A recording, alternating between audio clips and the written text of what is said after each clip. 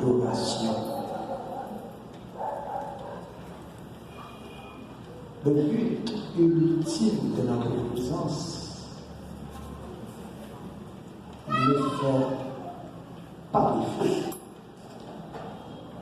car nous avons cet objectif pertinent et percutant, et sans notre demeure pour venir ici pour rencontrer celui qui est assis sur le trône, le Seigneur des Seigneurs. Sans doute, nous avons des apaisements de toute classe, de tout niveau, car celui qui a pris la disposition de venir rencontrer celui qui est assis sur le trône pour le rencontrer doit nécessairement trouver consolation, assurance, espérance dans le nom de Jésus. Bien-aimés frères et sœurs, nous sommes un peuple très spécial. D'ailleurs, la Bible le dit clairement que nous sommes de la catégorie de la nation sainte, peuple à qui sacerdoce royal, en sorte que nous bénéficions ce privilège d'être appelés les enfants de Dieu, et nous n'avons pas de doute qu'il est là pour nous recevoir avec le cri de louange et d'action de grâce. L'Église, à travers tous ces niveaux, réfléchit et comprend pertinemment sa mission. La mission de l'Église qui est axée sur le service rendu. La raison d'être de l'Église, c'est de mettre l'emphase sur le service rendu à la communauté. Nous sommes existés parce que nous servons. En sorte que, bien-aimés frères et sœurs, aujourd'hui pour l'Église mondiale, pour sabbat particulier, où on met de l'emphase sur le service rendu à la communauté, tant interne et externe, mais avec un groupe particulier, suivant les réflexions de l'Église, des dirigeants de l'Église, pour nous dire: nous sommes tous appelés au ministère. Nous sommes tous appelés au service. Et que par conséquent, le service rendu à la communauté par ce groupe en particulier doit nous aider à comprendre les dimensions du service. Voilà pourquoi on a toujours pris le soin de fixer cette activité pour ne déranger par l'objectif de l'adoration, pour faire ce rappel incontestable que nous sommes là pour adorer le Seigneur. Ce sabbat est réservé pour l'adoration, adorer celui qui a fait le ciel, la terre, la mer et les sources d'eau. Mais aussi, nous devons en profiter pour apprécier le ministère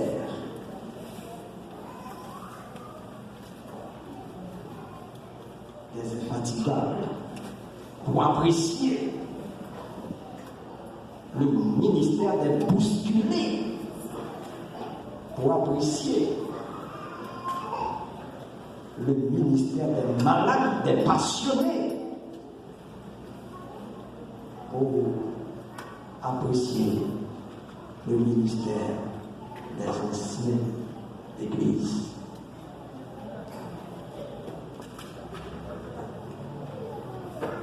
Et nous devons dire à tout un chacun, c'est important à l'Église et personne n'a le droit de minimiser cette appréciation dans la mesure où l'Église, tout ce qu'elle fait, est sujet d'enseignement. Je ne veux pas dire bonne fête aux anciens, mais je veux leur souhaiter tout simplement du courage pour continuer dans le ministère. L'Église vous a reçu famille pastorale, famille des anciens.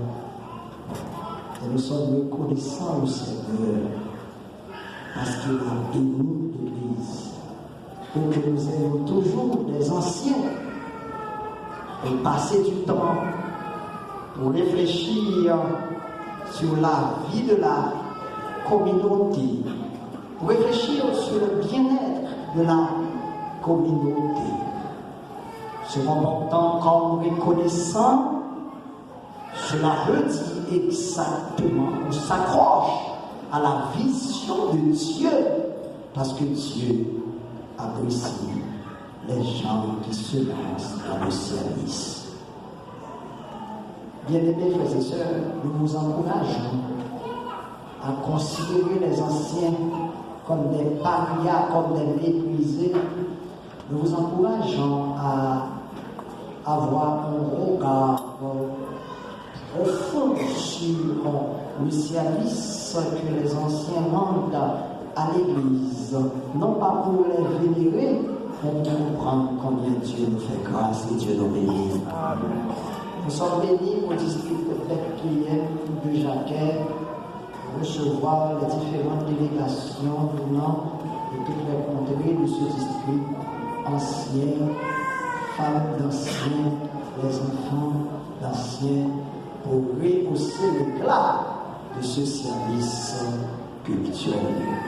La journée est à Dieu, mais alors que nous glorifions le Seigneur, nous prenons toute la journée pour considérer les valeurs, les biens de chaque ancien, de chaque famille ancienne, chaque femme d'ancien qui a connu douleur, malgré l'heure est venue pour rentrer à la maison, mais l'ancien est resté dans un comité parce qu'on discute une affaire importante à l'église. Nous comprenons bien, frères et sœurs bien-aimés, après le culte, nous laissons l'ancien de l'église pour rentrer chez nous, mais les anciens ne peuvent pas le faire parce qu'il y a quelque chose qui est considéré importante pour la bonne marche de l'Église. Mes frères, sœurs, vous travaillez avec le Seigneur et que par conséquent, vous êtes bénis du Seigneur. Que le Seigneur continue par déverser ses bénédictions sur ses anciens, ses femmes et enfants et sur toute l'Église, parce que quand le ministère de l'ancien est béni, l'Église est bénie en général. Vous les voyez, frères et sœurs bien-aimés? Que l'adoration dépasse une dimension que nous saurions imaginer pour glorifier le Seigneur et pour vous dire plus loin bonne adoration dans le Seigneur. la journée spéciale et fait obligation à la famille, parce que la famille est invitée à vivre un amour qui apporte du fruit.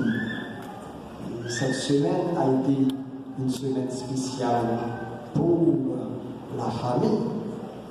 Donc, ce n'est pas une coïncidence, mais c'est important d'attirer votre attention, puisque nous autres, nous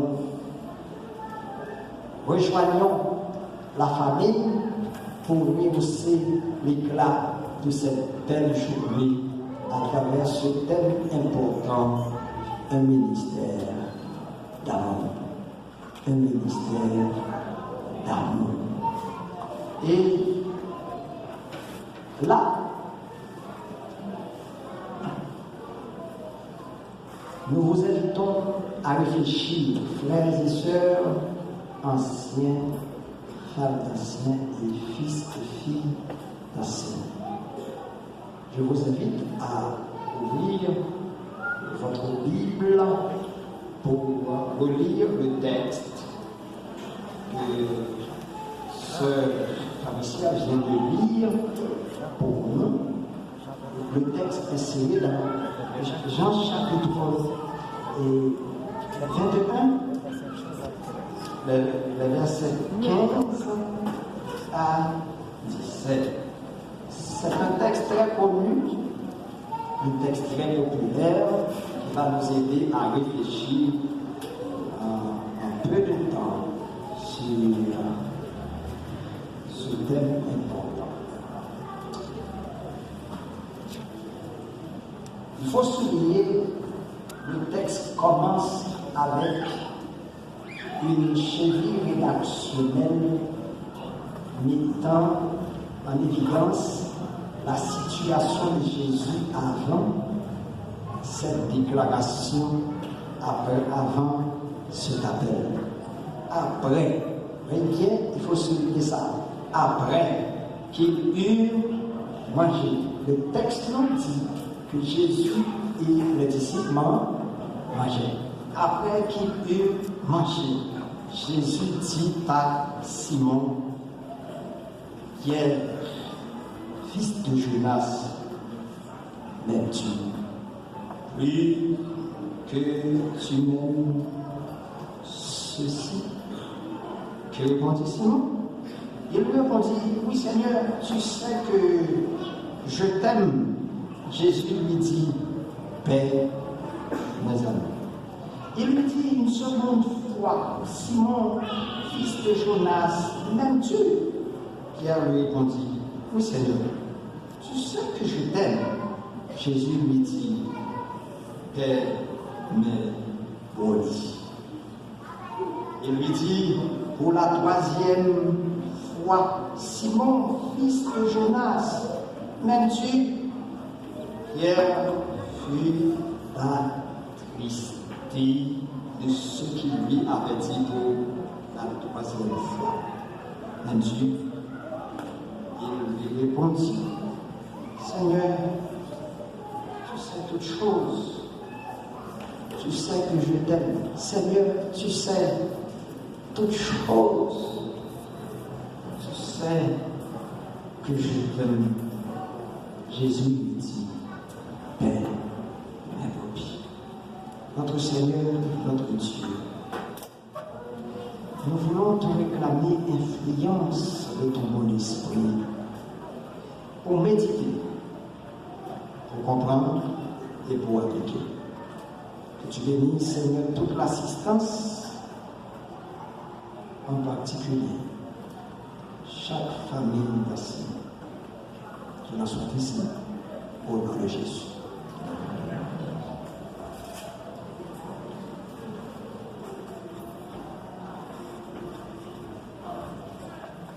Un ministère d'amour. Et là, nous sommes dans l'évangile de Jean, le 4e. Bien-aimés frères et sœurs, l'évangile de Jean n'est pas compté comme évangile synoptique. C'est un évangile particulier par rapport aux trois autres. Si on considère Matthieu, Marc, Luc comme évangile synoptique, voyant ensemble la vie, le ministère de Jésus, pour Jean, le ministère de Jésus nous réserve un cachet particulier. C'est comme pour dire Jean a un côté spécial. C'est comme pour dire que Jean veut attirer notre attention sur ce cachet spécial de la vie, le ministère de Jésus. Cet évangile est différent aux autres pour sa portée théologique. L'écriture johannique, bien-aimés frères et sœurs, nous invite à laisser le parvis comme si nous étions dans le sanctuaire pour finalement pénétrer le lieu saint et pour comprendre en profondeur cet évangile, la bonne nouvelle qu'il veut nous enseigner tous. De toute façon, le message inséré dans l'évangile de Jean, dans les Écritures johanniques, nous invite à pister l'amour, le fondement du ministère de Jésus et celui-là de tous ceux et toutes celles appelés par le Seigneur pour accomplir un ministère. Nous sommes dans le chapitre 21. Là, pour voir un récit important, une scène mettant en évidence Jésus et un homme. Pourquoi cette particularité? Nous n'avons pas de réponse. Mais de toute façon, les situations spéciales nous obligent à avoir un comportement spécial. Les situations spéciales nous obligent à avoir des approches spéciales. À chaque personne, à chaque approche, puisque nous sommes tous différents les uns des autres. Pierre a été cible de Jésus, sans un doute, pour lancer cet homme finalement dans une carrière très spéciale, une carrière qui demande un recul, une carrière qui demande une dimension beaucoup plus élevée. Et là, le texte nous présente cette scène après une cérémonie, après peut-être un dîner, après que Jésus eut possibilité de manger avec ses disciples, sans doute. Jésus ne voulait pas laisser passer cette circonstance sans attirer l'attention de Pierre, parce que tout ce que faisait Jésus était enseignement. Et je comprends pourquoi c'est après cette scène, après cette activité, manger ensemble, que Jésus venait avec, puisque la continuité du texte, la scène, le récit nous présente un tableau qui oblige Pierre et Simon à continuer par nourrir, par soutenir ceux et celles qui sont dans le besoin. De toute façon, Jésus voulait impliquer Pierre,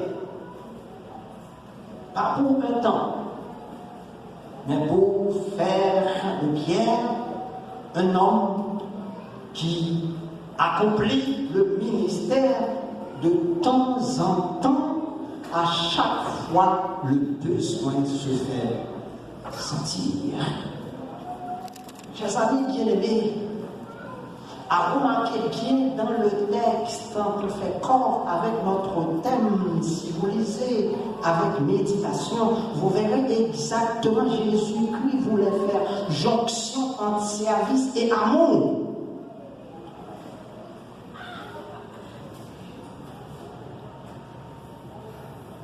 Jonction entre service et amour. C'est comme pour dire que l'amour est comme outil pour nous aider à servir, tenant compte de la dimension du service, les exigences du service, les implications du service.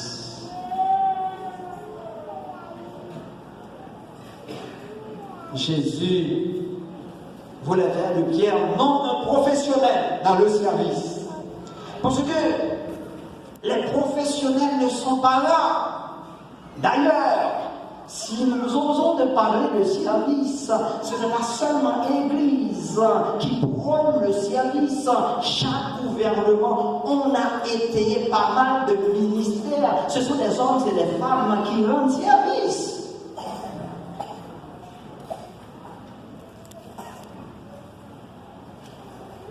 Mais le service ici nous oblige à être non des professionnels, mais plutôt des vocationnels.